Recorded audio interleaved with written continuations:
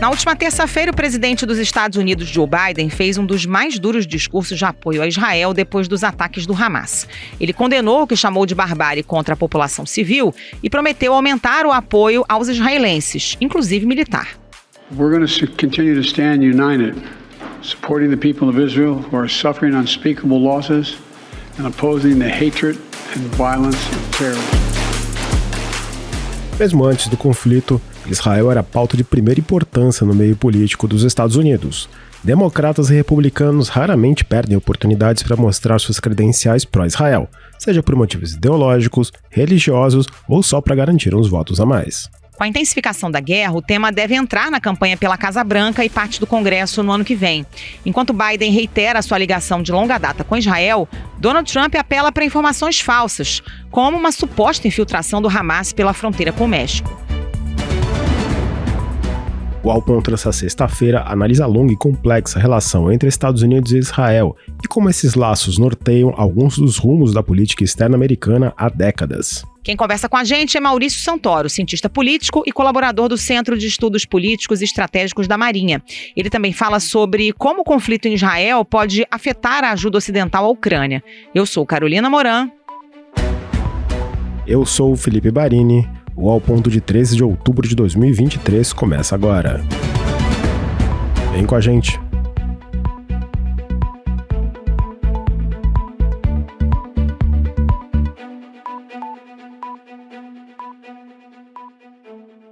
Maurício Santoro, como sempre, um prazer tê-lo aqui no Ao Ponto, e a gente está numa semana que foi bem quente para a política externa no mundial, com essa guerra que parece longe do fim entre Israel e o Hamas, mas a gente vai falar de um outro ator que está diretamente envolvido nesse conflito, que são os Estados Unidos. Na terça-feira, o presidente Joe Biden deu uma declaração incisiva de apoio a Israel, prometeu ajuda militar, que já está chegando, e ele não usou a expressão uso restrito da força, sugerindo que ele deu sinal verde para uma ofensiva de ampla escala em Gaza. Para você, essa foi a reação esperada do governo americano? Bom, olá Felipe, olá Carolina. Realmente tem sido dias muito intensos, né, com várias tragédias humanitárias acontecendo, e essa mudança de atitude também dos Estados Unidos, né, porque até agora a grande crise internacional do governo Biden era a guerra na Ucrânia. E com o início desse novo conflito no Oriente Médio, Biden está se reposicionando, né, e oferecendo ali uma ajuda muito abrangente a Israel. Não se limita ao presidente dos Estados Unidos, houve também uma delegação do Congresso americano, com deputados e senadores, que foi a Israel, se encontrou com o primeiro-ministro, e além dessas declarações públicas, né, os Estados Unidos enviaram uma força-tarefa naval para o mar Mediterrâneo, capitaneada ali por um porta-aviões, que é também um gesto muito significativo em termos desse apoio político, militar. Então, o que a gente pode esperar? Como é que vai se dar, de fato, essa ajuda americana? Bom, primeiro, Israel vai ter necessidade de uma quantidade expressiva de armamentos, munições, né, quer dizer, algum auxílio econômico também para poder levar adiante essa nova guerra na faixa de Gaza. Então, provavelmente os americanos vão arcar com uma parte muito considerável desses custos, né? E há também todo esse apoio político e diplomático, sobretudo no sentido dos Estados Unidos pressionarem a autoridade palestina, quer dizer, os outros grupos palestinos que não o Hamas, né, e uma série de países árabes, né, ali próximos a Israel, em particular o Líbano, para que eles não se envolvam nesse conflito, né, para que a situação de Israel não piore ainda mais. Maurício, há reféns americanos capturados pelo Hamas e grupos aliados. Você acredita que possa haver algum tipo de ação de resgate dentro de Gaza, envolvendo tropas dos Estados Unidos, como aconteceu em situações parecidas no passado em outros lugares do mundo? Bom, no que diz respeito ao conhecimento do terreno na faixa de Gaza, né, a capacidade de inteligência, ou mesmo a habilidade das forças especiais, o exército de Israel não deve nada a ninguém, né? Acho que são tropas mais bem preparadas, inclusive, do que as americanas para operar naquele terreno. Claro que agora há um problema muito grave em termos da credibilidade dos serviços de inteligência, porque esses ataques surpresas do Hamas pegaram o governo israelense completamente desprevenido, né? Então, provavelmente também vai haver ali muitos requerimentos, né, do governo de Israel ao governo americano, pedindo ajuda, né, em termos ali de um monitoramento, de mais informações, de inteligência, mas eu não acredito que isso chegue no nível operacional, da gente ter, digamos, uma unidade como os SEALs da Marinha Americana entrando na faixa de Gaza. Acho que as forças especiais do próprio Estado de Israel seriam capazes de fazer isso, se identificarem essa oportunidade, né, se conseguirem ali descobrir onde é que os reféns estão escondidos, né. Agora, é claro que há muito o que as Forças Armadas dos Estados Unidos podem fazer para ajudar Israel, né, em particular, por exemplo, na questão das munições inteligentes, o que num tipo de guerra urbana, como é a faixa de Gaza, né, uma área densamente povoada, munições de alta precisão fariam uma diferença muito grande nesse conflito, em particular para diminuir as pressões internacionais contra Israel, que vão ser muito intensas, né? Quer dizer, entrar numa área que tem muita população civil, onde há um enorme risco, né, de tragédias humanitárias. Então, esse apoio americano pode se dar nessas múltiplas dimensões. Você mencionou rapidamente o posicionamento dos navios de guerra ali na costa de Israel. Inicialmente os Estados Unidos disseram que se trata de uma mensagem de apoio e também a outros atores regionais para que não aproveitem o momento. Você vê algum risco de participação direta dos Estados Unidos nessa ofensiva?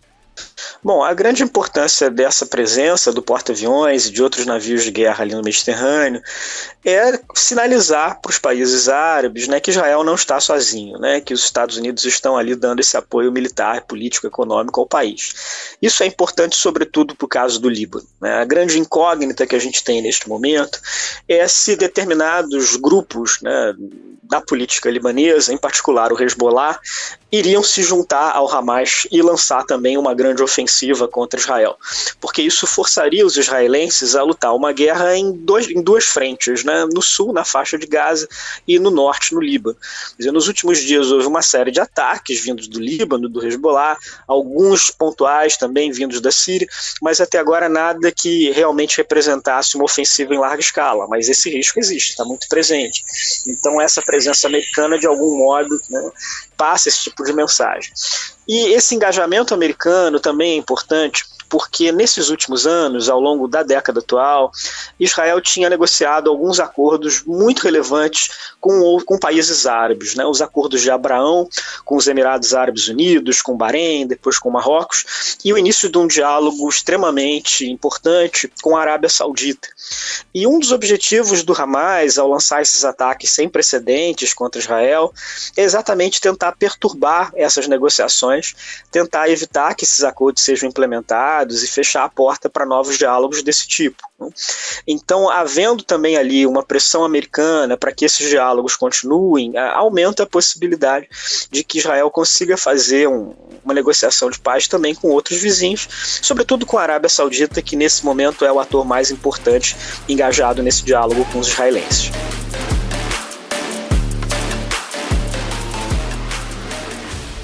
Esse processo de aproximação parece estar encerrado e fracassou. Então isso é uma derrota para Israel, de certa forma também para a Arábia Saudita e também para os Estados Unidos. Para o Irã ver esses dois rivais se aproximarem e pensarem conjuntamente como articular suas políticas externas, foi interpretado como uma grande ameaça.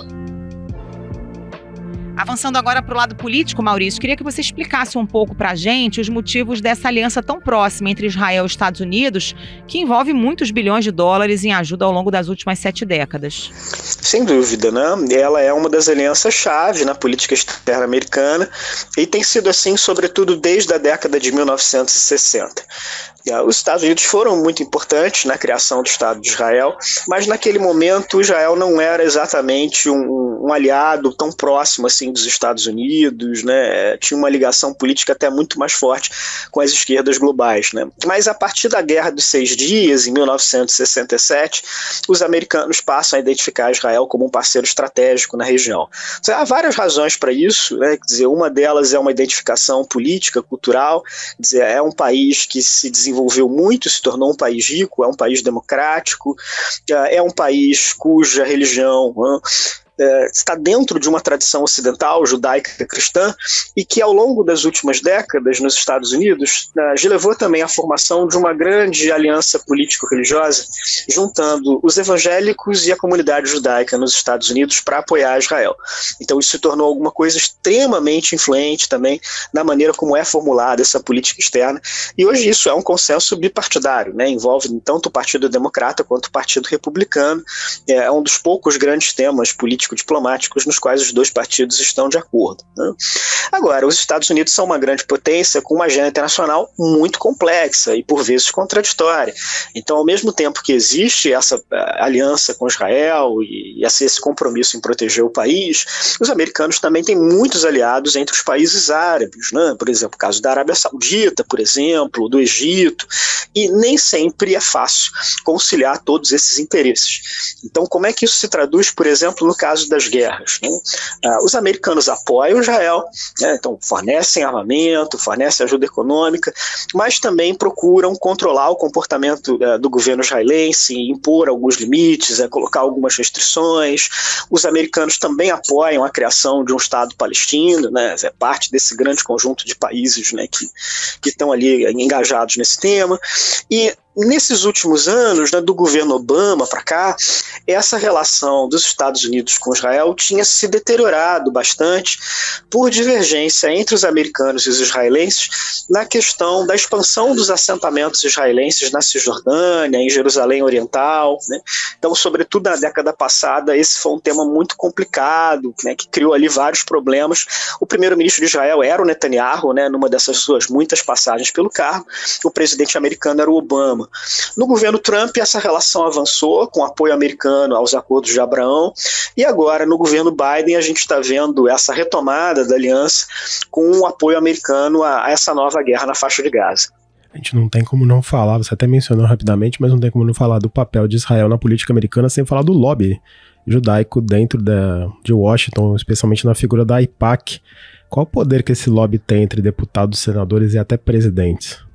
Bom, o governo israelense, ao longo dessas várias décadas, foi muito habilidoso em construir uma rede de apoio muito ampla dentro da sociedade americana, que envolve não só a comunidade judaica, mas também os evangélicos, né, também outros grupos, né, e que estão muito presentes ali num trabalho diretamente com o Congresso, com os parlamentares, né. A AIPAC é a associação talvez mais relevante, de maior impacto político dentro dessa rede de movimentos, né, mas ela de modo algum é única, né. Isso vem também dessa semelhança entre as duas culturas, entre os dois países, né? Os muitos americanos que vão a Israel para estudar, para trabalhar, ou como turistas, a quantidade grande de israelenses que em algum momento morou nos Estados Unidos, como, por exemplo, o próprio primeiro-ministro Netanyahu, né? Morou nos Estados Unidos muitos anos, teve uma carreira como executivo de empresas de consultoria no país, antes de entrar na política. A ex-primeira-ministra de Israel, Golda Meir, né, que foi uma figura importantíssima para Israel nas primeiras décadas, né, cresceu nos Estados Unidos, né, ela nasceu na Ucrânia, mas imigrou criança para os Estados Unidos. Então tem uma ligação que é muito profunda entre as duas sociedades, né, e é claro que quando há uma guerra desse tipo, quando há uma crise desse tipo, os Estados Unidos vão ver esse momento de tensões, sobretudo da perspectiva israelense. É muito mais difícil para os americanos compreender o ponto de vista dos países árabes, dos palestinos, porque a força desses laços é muito mais frágil, né, entre a comunidade árabe americana e os países árabes no Oriente Médio e Norte da África. Falando especificamente do Joe Biden, as relações dele com Netanyahu, apesar de antigas, ultimamente não têm sido as mais cordiais, especialmente por causa da ofensiva do premier israelense nessa tentativa aí de mudar o sistema judiciário do país. Agora o Biden parece que não tem muita escolha a não ser abrir as portas da Casa Branca para ele, né? Sem dúvida, né? E é um apoio que tem se colocado sem restrições.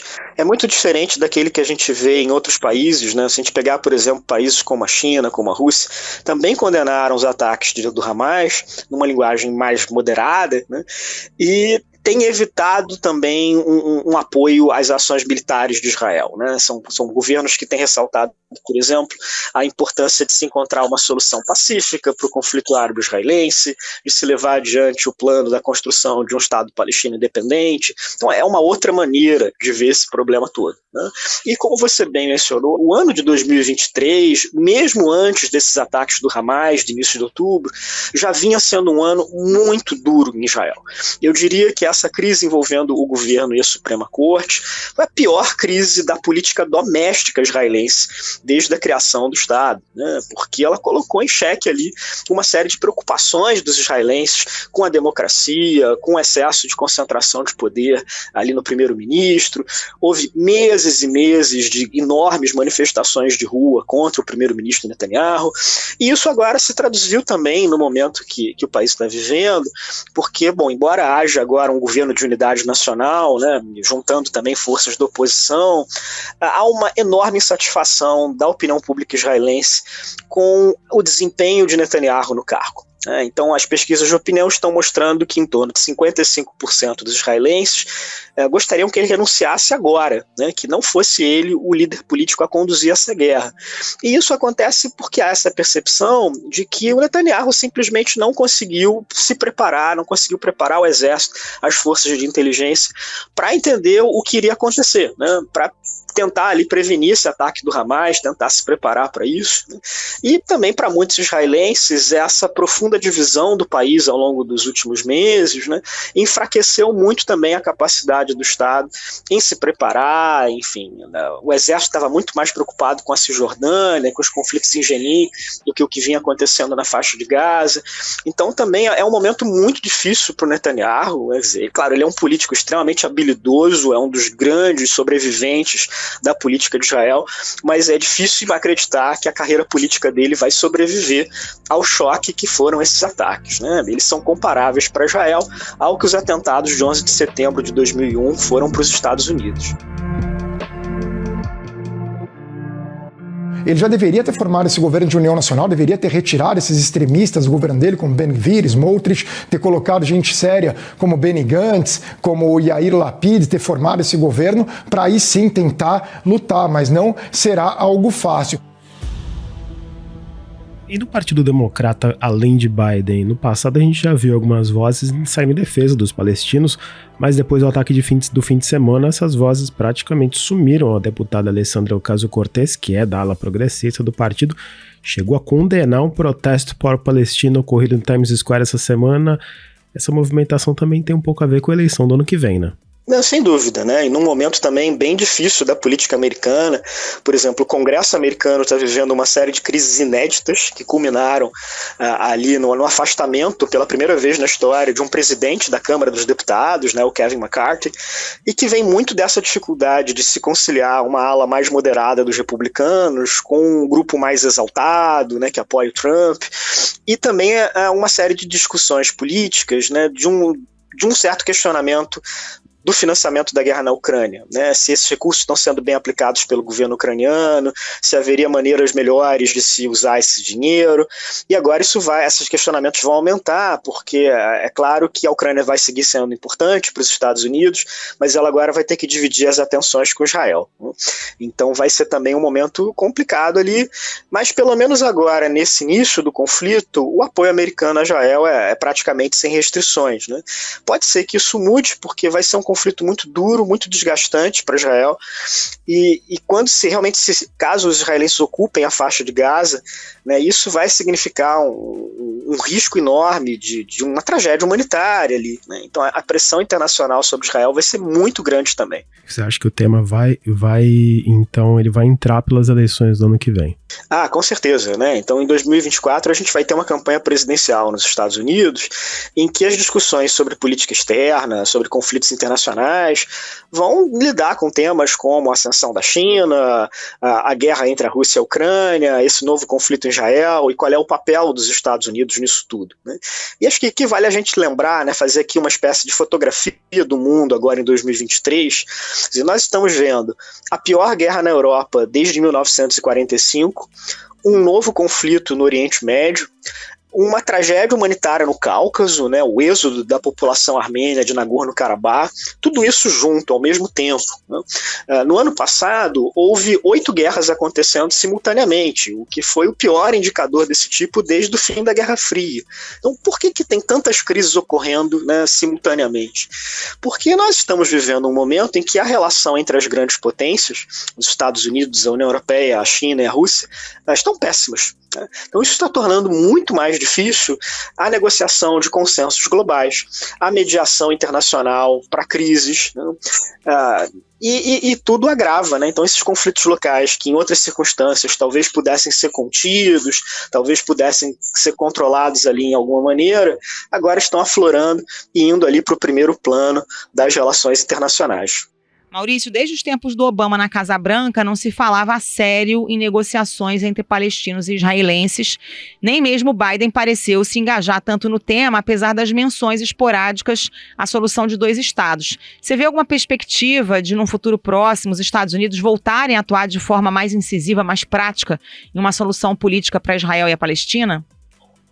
O apoio formal dos Estados Unidos a uma solução de 2 estados tem sido uma constante na política externa americana, mas é claro que houve presidentes que se engajaram muito mais do que outros, né, nessas propostas. Eu diria que o último presidente americano que realmente teve chances de fazer um grande acordo na área foi o Bill Clinton, lá no iniciozinho da década de 2000, né, no início do século, onde ele quase conseguiu um acordo muito expressivo. De lá para cá a gente teve transformações nisso, inclusive também porque se nós olharmos as grandes crises do Oriente Médio no século XXI, elas não trataram do conflito árabe-israelense. Foi a guerra civil na Síria, foi ali toda a questão da Primavera Árabe, né, das revoltas no Egito, na Tunísia. Então o conflito árabe-israelense tinha ficado ali num segundo plano.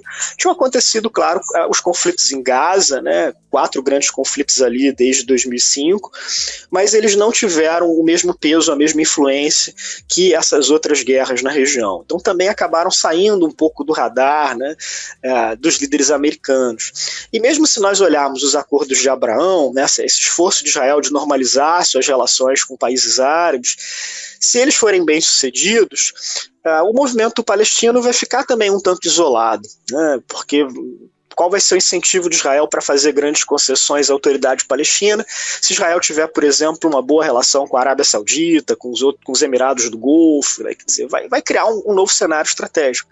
E tem a grande questão também do Irã, né? O que vai acontecer com esse Irã que se tornou mais assertivo, que negociou uma rede de alianças muito amplas no Líbano, na Síria, no Iraque, né? E que também é um país que está aqui no coração, né, desse furacão dos últimos dias. Quer dizer, a imprensa americana chegou a publicar algumas reportagens afirmando que haveria um envolvimento iraniano nesses ataques. Depois essas notícias foram desmentidas, tanto pelo governo americano quanto pelo israelense, mas continua a haver toda uma suspeita, né, toda uma preocupação se há de fato ou não um envolvimento iraniano nesses últimos ataques do Hamas e como é que o Irã vai reagir à possibilidade de uma nova ocupação israelense da faixa de Gaza. Queria concluir esse episódio falando de um país que você mencionou pelo menos 2 vezes agora, mas que sumiu um pouco das grandes discussões de lideranças e das manchetes de jornais, que é a Ucrânia. Tem já antes mesmo da guerra do Hamas e Israel, a gente já viu um risco de redução da ajuda internacional para a Ucrânia, que está concluindo a sua contraofensiva de primavera agora. Esse risco pode se intensificar com a guerra no Oriente Médio? Sem dúvida, né? A situação do governo ucraniano vai ficar mais difícil. A guerra tem se prolongado muito, com poucos ganhos para os ucranianos, né? Essa contraofensiva de primavera não conseguiu os resultados que eram esperados dela. Houve uma série de problemas de política doméstica na Ucrânia, em particular um escândalo de corrupção no Ministério da Defesa, que acabou levando à queda do ministro, e uma insatisfação dos doadores internacionais, dos Estados Unidos, da União Europeia, porque eles querem garantias de que esse dinheiro que eles estão dando para a Ucrânia vai ser realmente efetivo em enfrentar a Rússia, né? Então são complicações ali significativas, né? E lembrando também que Israel tem uma ligação demográfica, cultural, política muito forte, tanto com a Ucrânia quanto com a Rússia. É uma quantidade muito grande de israelenses ou nasceu na antiga União Soviética ou descende de pessoas que em algum momento, né, viveram lá, né? Então se estima que hoje, numa população em torno de 8 milhões de habitantes de Israel, pelo menos 1 milhão delas é de origem russa ou ucraniana. Então isso faz com que essa guerra também tenha um peso grande dentro da política israelense. O governo russo nos últimos anos tinha cortejado muito Israel, tentando se aproximar, fazendo acordos, havia até uma parceria pessoal muito forte do Putin com o Netanyahu, né, dos vários momentos em que eles conviveram juntos no governo, mas atualmente há um certo desapontamento dos israelenses com a resposta russa aos ataques do Hamas, que os israelenses consideram que foi muito tíbia, né, que foi muito frágil diante da gravidade do momento que eles estão vivendo.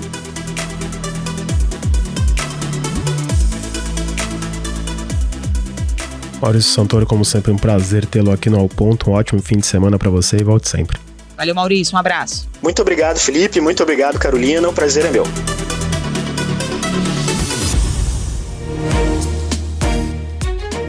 Esse foi o Ao Ponto de hoje, o podcast diário da redação do Globo.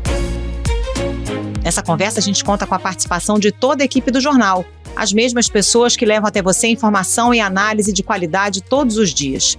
Quer saber mais? Assine o Globo. Acesse assineglobo.com.br e confira todas as notícias e reportagens especiais. A edição foi de João Guilherme Lacerda, a produção de Ana Clara Serafim. Até mais. Até mais.